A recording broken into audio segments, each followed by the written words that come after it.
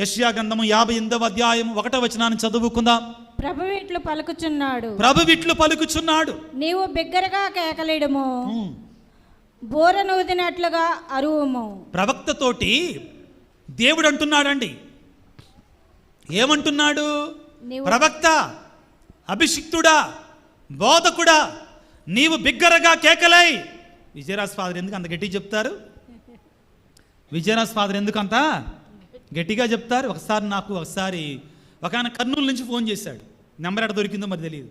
వినండి ఈ మాట. తపస్కాలంలోనే ఫోన్ చేశాడు.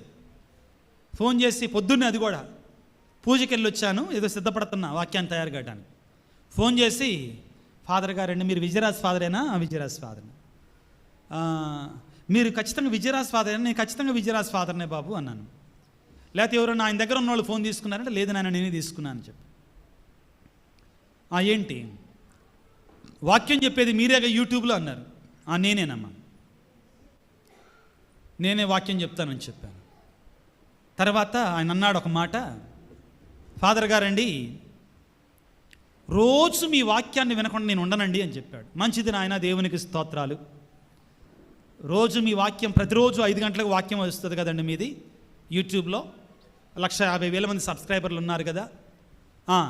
రోజు మీ వాక్యాన్ని చూస్తానండి, చూడకుండా ఉండలేనండి అని చెప్పాడు. మంచిది నాయన, దేవునికి స్తోత్రాలు అని చెప్పాను. వెంటనే ఒక మాట అన్నాడు, కానీ ఫాదర్ మీరు ఎందుకు అంత గట్టిగా చెప్తారు అన్నాడు. అమ్మా ఏమన్నాడు? మీరెందుకు అంత గట్టిగా చెప్తున్నాడు అన్నాడు. అయ్యా నాకు అలానే వచ్చు అయ్యా అని చెప్పాను. నాకు అలాగే వచ్చిన ఆయన, నా స్వభావం అది, దేవుడు నాకు ఇచ్చినటువంటి స్వభావం అది నాయన అని చెప్పాను. కానీ గుచ్చుకుంటుంది స్వామి అని చెప్పాడు. ఏందంట చెప్పండి ఆ మాట. గుచ్చుకుంటుంది స్వామి అన్నాడు. నేను అన్నాను, వెంటనే అన్నాను, దేవునికి స్తోత్రం, హల్లెలూయా. వాక్యం గుచ్చుకోకపోతే వేస్ట్. వాక్యం గుచ్చుకోకపోతే వేస్ట్. మీరు కరాఖండిగా చెప్పేస్తారు స్వామి అన్నాడు. ఎడ చెప్తారంట? ఖచ్చితంగా చెప్పేస్తారు స్వామి అని చెప్పాడు.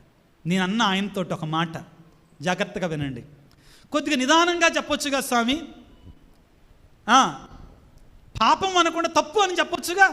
పాపం ఎందుకు అంటాం కదా, పాపం గురించి ఎందుకు చెప్పటం? పాపం అనకుండా పొరపాట్లు అనొచ్చుగా అనేసరికి నేను ఆయన ఒక మాట అన్నాను. నాయన నువ్వేం పని చేస్తావు అన్నాను.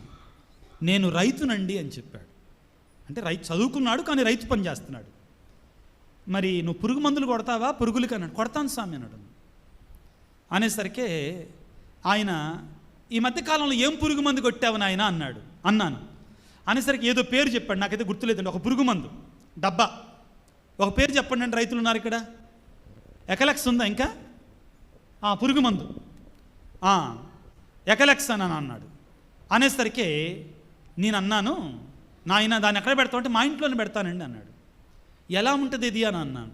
అనేసరికి అదే స్వామి, దాని మీద ఎర్ర సింబల్ ఉంటుందండి, దాని మీద మనిషి పుర్రెబొమ్మ ఉంటుంది, ఇడ్డు వేసి ఎముకలు 2 ఉంటాయి, అంతే కదండి ఉండేది.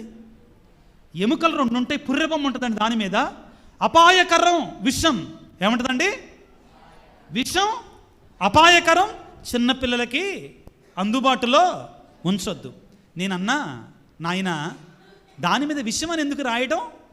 ఒక చిన్న స్టిక్కర్ తీసుకొని తేనె అని రాసిపెట్టి మీ అబ్బాయికి అయ్యా అని చెప్పాను. తేనె అని రాసి మీ అబ్బాయికి అయ్యా అని చెప్పాను. అమ్మో అది ప్రమాదం స్వామి అన్నాడు. ఎందుకు అన్నాను. విషమే స్వామి ఎప్పటికైనా కానీ అన్నాడు. పాపం పాపమే, నువ్వది పాపం కాదని చెప్పినా కానీ పాపమే ప్రియ దేవుని బిడ్డ. ఎవడు బోధించకపోయినా కానీ నువ్వు చేసేది పాపం అయితే అది పాపంగానే ఉండిపోతుంది. దాన్ని విడిచిపెట్టడం ఒక్కటే మార్గం. నీకు నచ్చినా నచ్చకపోయినా, నీకు నచ్చినా నచ్చకపోయినా. ఆయనంట విషం మీద ఉన్న బొమ్మని మార్చి తేనె అని రాయడంట, కానీ పాపాన్ని మాత్రం ఏమని చెప్పాలంట? పాపమని చెప్పకూడదంట. ప్రియులారా, ఈ శ్రమల కాలంలో మనలో ఉన్న అవలక్షణాలను మనం తీసివేసుకోకపోతే హృదయ పరివర్తన మనలో లేకపోతే, మారు మనసు మనలో లేకపోతే దేవుని కృపని, దేవుని యొక్క దీవెనని మనము పొందలేం ప్రియులారా. ఇదిగో యెషయా ప్రవక్తతో దేవుడు పలుకుతున్నాడు. ఏమని చెప్పమన్నాడు ప్రజలకి? బిగ్గరగా కేకలేయమన్నాడు. చదవమ్మా 58వ అధ్యాయం 1వ వచనము. ప్రభువు ఇట్లా పలుకుచున్నాడు. ప్రభువు ఇట్లు పలుకుచున్నాడు. నీవు బిగ్గరగా కేకలిడుము. ఎలా కేకలేయాలంట? బిగ్గరగా. ఆ తర్వాత ఇంకొక మాట ఉంది, వినండి జాగ్రత్తగా, అందరూ వినండి. బోరను ఊదినట్లుగా అరువు. నీ నోటిని మైకులాగా అరు, నీ నోటిని బోరలాగా ఊదు. బోరను ఊదినట్లుగా అరువు. దేనికి? ప్రజల దగ్గరికి వెళ్ళి బోధకుడిగా, ప్రవక్తగా, దేవుని బిడ్డగా, అభిషిక్తుడిగా దేవుని ప్రజలకి అరవాలి, ప్రజలను హెచ్చరించాలి. ఏమని చెప్పాలంటే తర్వాత చదవమ్మా. నా ప్రజలకి వారి పాపములను తెలియజేయము. యాకోబు వంశజులకు వారి తప్పిదములను ఎరిగించుము. వారు ప్రతిరోజు నన్ను ఆరాధిస్తారు, కానీ నా మార్గములను ఎరగగోరుతారు, కానీ వాళ్ళు మాత్రం పాటించరు. ప్రియ దేవుని బిడ్డ, ప్రియమనడి దేవుని బిడ్డ, గుర్తుపెట్టుకో. ప్రభు అన్నాడు కదా, ప్రభువా ప్రభువా అనువారు పరలోక రాజ్యంలోకి రారు. అందరు రారు. ఈ పై పోతలో పై ఆకారాలు ప్రయోజనం లేదు. నీవు నిజంగా నీ ఆత్మలో నువ్వు ఏ విధంగా ఉన్నావు? నీ ఆత్మీయ జీవితం ఏ విధముగా ఉంది? దేవుడు ఇష్టపడుతున్నాడా? దేవుడు కోరినట్లు నువ్వు జీవిస్తున్నావా? ఆత్మ పరిశీలన చేసుకో. లేకుంటే ఈ శ్రమల కాలం, ప్రియమైన దేవుని బిడ్డ, ఇదిగో నిన్ను మార్చమని దేవుని ప్రార్థన చేసుకో, దేవుని వేడుకో. ప్రియులకు దేవుని బిడ్డలారా, యోవేలు గ్రంథము 2వ అధ్యాయము, యోవేలు గ్రంథము 2వ అధ్యాయము, యోవేలు గ్రంథం 2వ అధ్యాయము 17వ వచనాన్ని చదువుకున్న యాజకులు ఏం చేయాలి శ్రమల కాలములో? యోవేలు గ్రంథం 2వ అధ్యాయం 17వ వచనాన్ని తీసుకుందాం. యాజకులు దేవుని యొక్క మందస్సమునకు మధ్యలో ప్రజల పాపముల కొరకై ఏం చేయాలట? ప్రభువునకు ఊడిగము చేయు యాజకులు బలిపీఠమునకును బలిపీఠమునకును మంటపమునకును మధ్య శోకించుచు మధ్య కన్నీరు కారుస్తూ ప్రభు నీ ప్రజలపై దయచూపుము, నీ ప్రజల పాపములపై దయచూపుము. అన్యజాతులు మీ దేవుడు ఎక్కడున్నాడని అని పలుకుచు మమ్ము చిన్న చూపు చూచి గేలి చేయకుందురుగాక. ప్రియులారా, ఇదిగో అక్కడ యెషయా ప్రవక్త, ఇక్కడ యావేలు ప్రవక్త, ఇద్దరు కూడా దేవుడేమని చెప్తున్నాడు వాళ్ళతోటి, యాజకులతోటి, బోధకులతోటి, మీరు కేకలు పెట్టి ప్రజలను హెచ్చరించండి, వారి పాపములు వారికి తెలియజేయండి, వారి దోషములు వారికి తెలియజేయండి. ఆ దేవుని సన్నిధికి వచ్చి వారి పాపములు అంగీకరించులాగున వారికి తెలియజేయండి అని తెలియజేస్తున్నాడు. Praise the Lord, praise the Lord, praise the Lord. యేసువా వందనం, యేసువా స్తోత్రం, తండ్రి వందనం, తండ్రి స్తోత్రం, ఆత్మదేవా వందనం, ఆత్మదేవా స్తోత్రం. Praise the Lord, praise the Lord, praise the Lord, praise the Lord, praise the Lord. ప్రియులకు దేవుని బిడ్డలారా, పాపం అంటే ఏంటండి చెప్పండి? పాపం అంటే ఏంటి? సత్యోపదేశం నేర్చుకున్న పిల్లలు, బుద్ధి వివరం తెలిసిన వెనుక దేవుని యొక్క ఆజ్ఞను మీరుటయే పాపము. షార్ట్గా మీకు అర్థమయ్యే భాషలో చెప్తున్నా. ఆ చిన్న పిల్లోడున్నాడు, తెలియక వేరే వాళ్ళ బంగారం అక్కడ పడింది, ఇలా తీసుకున్నాడు. పాపం అయిద్దా? అది తెలియదు, అసలు అతనికి ఏం తెలియదు. అది పాపం అయిద్దా చెప్పండి? ఎవరంటే ఇచ్చేస్తాడు వాడికి ప్రాబ్లం. కానీ అలా కాకుండా వేరే ఆమె చెవిలోది ఊడి పడిందని నీకు తెలుసు, నువ్వు పక్కనే కూర్చున్నావు, తీసుకొని కామ్గా ఏం చేస్తే లోపల మడిచిపెట్టుకున్నావు. అది పాపమా కాదా? వెరీ గుడ్, చాలా చక్కగా చెప్తున్నారు. ఎందుకంటే నీకు బుద్ధి ఉంది కాబట్టి, తెలుసు కాబట్టి. బుద్ధి వివరము తెలిసిన తర్వాత దేవుని ఆజ్ఞను మేరడమే పాపం ప్రియులారా, పాపం అదే. ఇప్పుడు మనందరం కూడా ఒక ప్రశ్న వేసుకోవాలి, పాపం చేస్తే నాకేమైద్ది? పాపాన్ని నేను ఎందుకు విడిచిపెట్టాలి? పాపం చేస్తే నాకు ఏమవుతుంది? ఎక్కడికో పోనక్కర్లేదండి పాపం వల్ల వచ్చేటువంటి బాధలు, శ్రమలు, శాపాలకి. ఎక్కడికో పోనక్కర్లా. మన ఫ్రెండ్లు, మన తల్లిదండ్రులు, అవ్వాదముల దగ్గరికి వెళ్తే చాలు. ఒక్క నిమిషం పాటు ఆదికాండం 3వ అధ్యాయం త్వరగా తీసుకోండి. పాపం చేస్తే ఏం జరుగుద్ది? పాపం చేస్తే ఏం జరుగుద్ది? ఆదికాండం 3వ అధ్యాయం, ఆదికాండం 3వ అధ్యాయము 8వ వచనం నుంచి చదువుకుందాం. ఆ సాయంకాలం దేవుడైన యావే చల్లగాలికి తోటలో తిరుగాడుచుండెను. ఆయన అడుగుల చప్పుడు, దేవుని యొక్క అడుగుల చప్పుడు వారికి వినబడెను. వారు ఆయన కంటికి కనబడకుండా చెట్ల నడుమన దాక్కొనిరి. కానీ దేవుడైన యావే నరుని బయటికి పిలిచి ఓయి నీవెక్కడ ఉంటివి అని ప్రశ్నించెను. అంతట మానవుడు తోటలో మీ అడుగుల చప్పుడు వింటిని, నేను దశమలతో ఉంటిని కావున భయపడి దాక్కొంటిని. Praise the Lord, praise the Lord, praise the Lord, praise the Lord. ప్రియులకు దేవుని బిడ్డలారా, జాగ్రత్తగా వినండి. ఈ అవ్వాదములు అంతకుముందు భయపడ్డారా? భయం అంటే ఏంటో తెలిసిందా? భయం అంటే ఏంటో తెలుసా? తెలియదండి. దేవుడి దగ్గరికి రావడానికి వాళ్ళు భయపడలా, సంతోషంగా ఉన్నారు, ఆనందంగా ఉన్నారు, దేవుని యొక్క ప్రేమలో ఉన్నారు, దేవుడి దగ్గరికి ఫ్రీగా వెళ్ళారు. కానీ ఎప్పుడైతే పాపము చేశారో వాళ్ళల్లో ఏం బయలుదేరింది? భయం బయలుదేరింది. తెలియనటువంటి భయం బయలుదేరింది. ప్రియులారా, దేవుళ్ళో మార్పు లేదో, దేవుడిలో మార్పు లేదో, మనలోనే మార్పు వస్తుంది. మనలోనే మార్పు వస్తుంది పిల్లారా. ప్రియులకు దేవుని బిడ్డలారా, ఇదిగో మనలోనే మార్పు వస్తుందండి. ఎప్పుడైతే మనం పాపము చేస్తామో, ఎప్పుడైతే మనం ద్రోహం చేస్తామో, ఎప్పుడైతే మనం చెడు కార్యాలు చేస్తామో, ప్రియులారా, మనకు తెలియనటువంటి సాతానుడు మనలోనికి వస్తాడు. కాబట్టి మనకు తెలియనటువంటి వేదన మనలోనికి వస్తుంది, బాధలు వస్తాయి. ప్రియులకు దేవుని Hallelujah. Hallelujah. Praise the Lord. Praise the Lord. Hallelujah. Hallelujah. Praise the Lord. Praise the Lord. దావీదు కుమారా, యేసయ్యా, నా పాపాలు కడిగి వేయండి. దావీదు కుమారా, యేసయ్యా, నా దోషాలు కడిగి వేయండి. దావీదు కుమారా, యేసయ్యా, నీ సిలువ రక్తముతో, నీ పరిశుద్ధ రక్తముతో నన్ను కడిగి వేయండి, నన్ను శుద్ధి చెయ్యండి.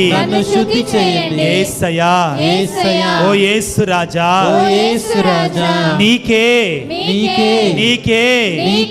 ద్రోహముగా పాపము చేశానయ్యా, ద్రోహము చేశానయ్యా. నా పాపాలు కడిగి వేయండి, నా పాపాలు శుద్ధి చెయ్యండి. సిలువ రక్తముతో కడిగి వేయండి. Praise the Lord, praise the Lord, praise the Lord, praise the Lord. యేసయ్యా, యేసయ్యా, యేసయ్యా, నా పాపములు, నా కుటుంబ పాపములు, నా బిడ్డల పాపములు, నా భర్త పాపము, నా భార్య పాపము కడిగి వేయి ప్రభువా, శుద్ధి చెయ్యి తండ్రి. నీ సిలువ రక్తముతో కడిగి వేయండి, నన్ను శుద్ధి చెయ్యి ప్రభువా, నన్ను శుద్ధి చెయ్యి తండ్రి.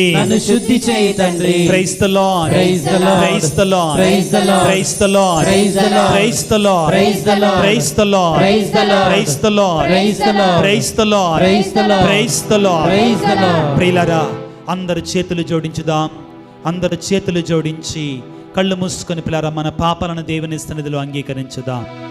ఇది పవిత్రమైన సమయం బిడ్డలారా.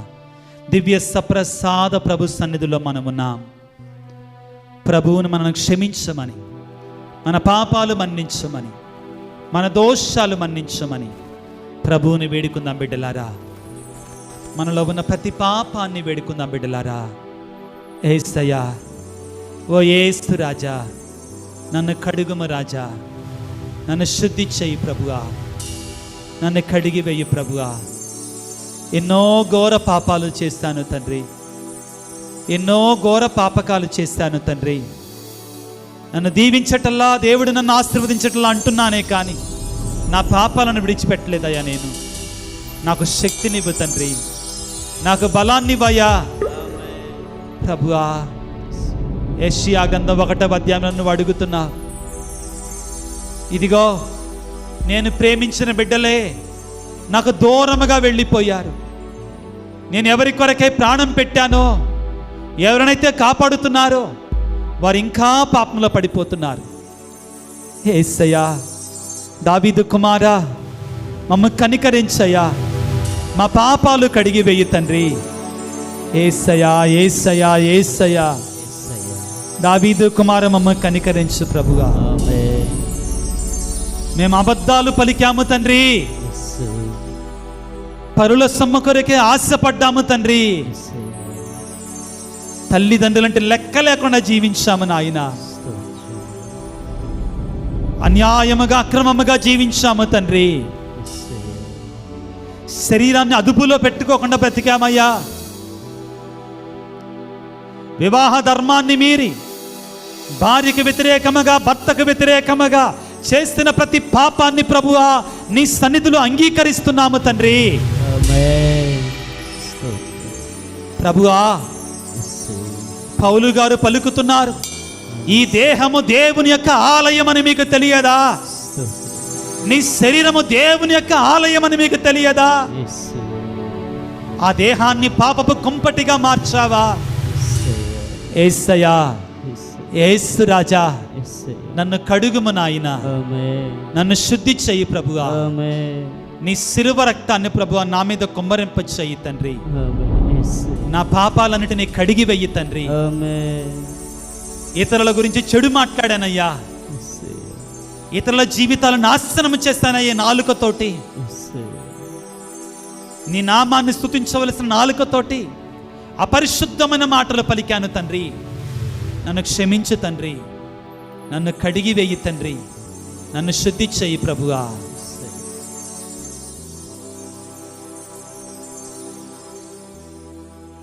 ప్రియులారా, ఒక్క నిమిషం పాటు మనందరి పాపాలు జ్ఞాపకం చేసుకుందాం.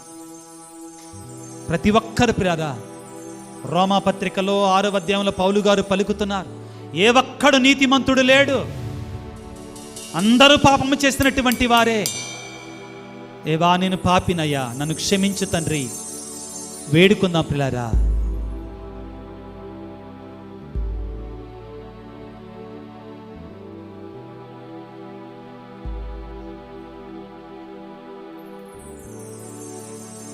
అందరు చేతులు జోడించి మోకరించి మనందరి పాపాలు అంగీకరిస్తూ ప్రియులారా ఈ ప్రార్థన చేసుకుందాం. అందరు మోకరించండి దయచేసి, దయచేసి అందరు మోకరించండి ప్రియులారా. ఉత్తమ మనస్త్రాబ్జపము. సర్వేశ్వర స్వామి దేవరవారు మితిలేని సకల మేలుల వలన సకల వస్తువుల కంటే మీకు నా పాపముల చేత ద్రోహము చేసినందువలన మహా మనస్తాపడుతున్నాను స్వామి, మహా దుఃఖపడుతున్నాను స్వామి, మహా ఉత్తమ మనస్తాపడుతున్నాను స్వామి. ఇక మీదట ఒకనాటికి ఇటువంటి పాపములను చేయనని నిండు మనసుతో గట్టి ప్రతిజ్ఞ చేయించున్నాను స్వామి. సర్వశక్తి గల సర్వేశ్వరుడు మనకు దయచూపి మన పాపములను మన్నించి మన నిత్య జీవితమునకు చేర్చుదురుగాక. ఆమేన్, ఆమేన్, ఆమేన్, ఆమేన్, ఆమేన్.